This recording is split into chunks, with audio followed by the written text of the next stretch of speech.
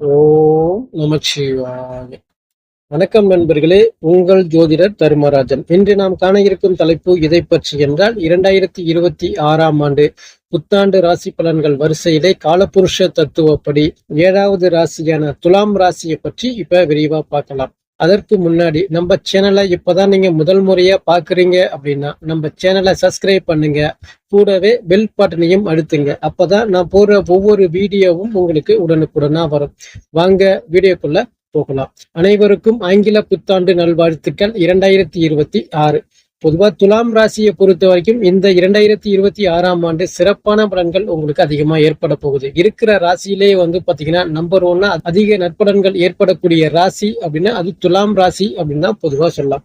ஏன்னா உங்களுடைய ராசிக்கு பாத்தீங்கன்னா பாக்கியஸ்தானத்துல குரு இருக்கிறாப்ல. பொதுவா அந்த குருவை பொறுத்த வரைக்கும் இந்த வருஷம் ஜூன் மாதம் 2ஆம் தேதி பயிற்சி ஆகுது. அதே போல ராகு கேது பயிற்சி டிசம்பர் மாதம் 5ஆம் தேதி பயிற்சி ஆகுது. சனி பயிற்சியை பொறுத்த வரைக்கும் இந்த வருஷம் இல்ல அப்படின்னு பொதுவா சொல்லலாம். அப்படி இருக்கும்போது இந்த சனீஸ்வரரை பொறுத்த வரைக்கும் உங்களுடைய ராசிக்கு 6ஆம் இடத்துல இருக்கிறாப்ல. 6ஆம் இடத்துல சனீஸ்வரர் இருந்தாவே வம்பு வழக்கு, கடன், நோய் நொடி, பகை, இது போல விஷயங்கள் அப்படிங்கிறது பெருசா வர்றதுக்கு வாய்ப்புகள் இல்லை அப்படின்னு தான் பொதுவாக சொல்லலாம். ஆனா சனீஸ்வரருடைய நேர் 7வது பார்வை ராசிக்கு 12ஆம் இடத்துல பார்க்கறதால தூக்கம் கெடும், நிம்மதி கெடும், அதாவது கடின உழைப்பு ஏற்படும், தொலைதூர பயணங்கள் ஏற்படக்கூடிய நிலை உங்களுக்கு ஏற்படும். நல்ல வருமானங்கள் அப்படிங்கிறது சிறப்பான முறையில இருக்கு. எந்த அளவுக்கு நீங்க முயற்சி பண்றீங்களோ அந்த அளவுக்கு வருமானங்கள் அப்படிங்கிறது உங்களை தேடி வரும் அப்படின்னு கூட பொதுவா சொல்லலாம். பொதுவா ராசிக்கு 9ஆம் இடத்துல குரு இருக்கிறாப்ல ஜூன் மாதம் 2ஆம் தேதி வரையுமே. அதாவது குருவை பொறுத்த வரைக்கும் பாக்கியஸ்தானத்துல இருக்கிறது பாக்கியங்கள் அப்படிங்கிறது சிறப்பான முறையில ஏற்படும்.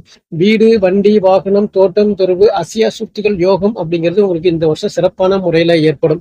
ஆசைப்பட்ட வாழ்க்கை அப்படிங்கிறது கிடைக்கிறதுக்கு வாய்ப்புகள் உருவாகும். பூர்வீக சொத்து, பூர்வீக இடம், பூர்வீக சம்பந்தமான விஷயத்துல ஏதாவது பிரச்சனைகள் ஏற்பட்டது அப்படின்னா இந்த காலகட்டத்துல அந்த பிரச்சனைகள் அப்படிங்கிறது குறையும்.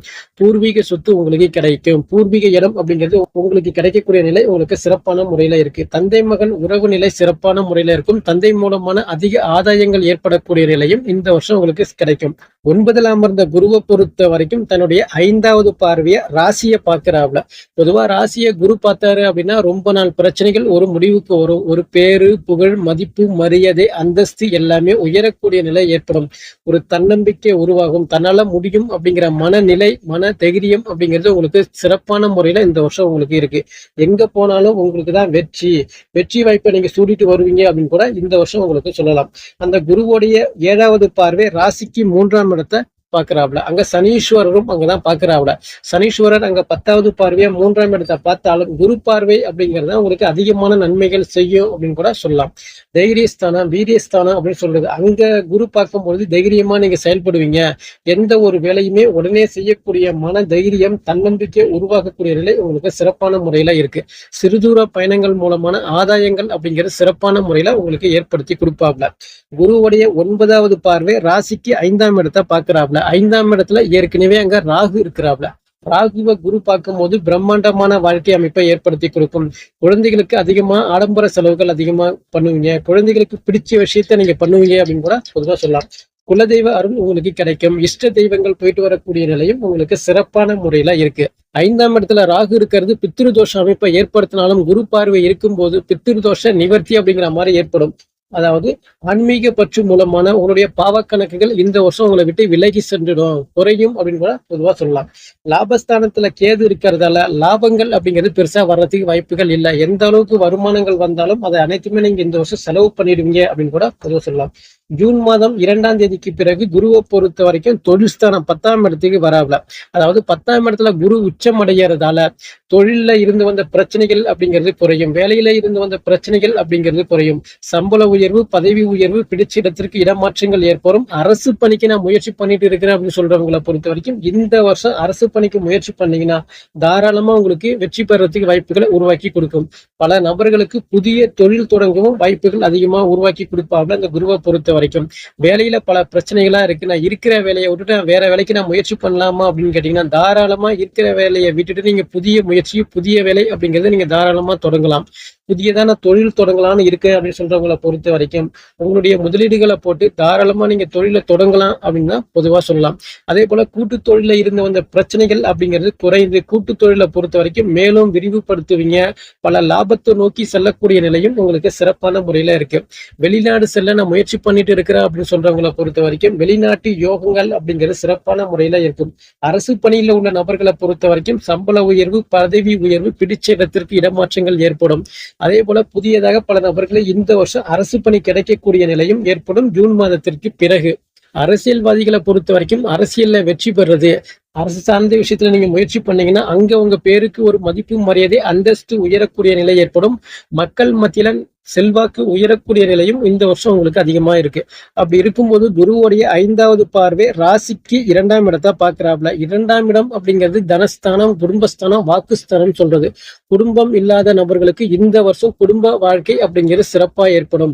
அதாவது பிரிந்த கணவன் மனைவி கூட மீண்டும் ஒண்ணு சேரக்கூடிய நிலை ஏற்படும். குடும்ப வாழ்க்கை சந்தோஷமா செல்லக்கூடிய நிலை அதிகமா ஏற்படும். அதே போல நல்ல வருமானங்கள் ஏற்படும். உங்க பேச்சில ஒரு முக்கியத்துவம் ஏற்படுறது, ஒரு மதிப்பு மரியாதை உயரக்கூடிய நிலையும் உங்களுக்கு சிறப்பான முறையில இருக்கு. குருவுடைய 7வது பார்வை ராசிக்கு 4ஆம் இடத்தை பாக்குறாப்ல. 4ஆம் இடம் அப்படிங்கிறது வீடு, வண்டி, வாகனம், தாய்ஸ்தானம், சுகஸ்தானம் அப்படின்னு சொல்றது பொதுவா. இந்த வருஷம் துலாம் ராசிக்காரர்களை பொறுத்த வரைக்கும் பல நபர்கள் வீடு கட்டக்கூடிய நிலை அப்படிங்கிறது உங்களுக்கு ஏற்படும். அதாவது வண்டி வாகனங்கள் வாங்கக்கூடிய நிலையும் ஏற்படும். அதாவது 2 சக்கர வாகனமோ இல்லைன்னா 4 சக்கர வாகனமோ வாங்கக்கூடிய நிலையோ, புதியதாக வீடு கட்டுறதோ இல்லைன்னா இடம் வாங்குறதோ இல்லைன்னா தோட்டம் துறவு வாங்கக்கூடிய நிலையும் பல நபர்களுக்கு ஏற்படும்.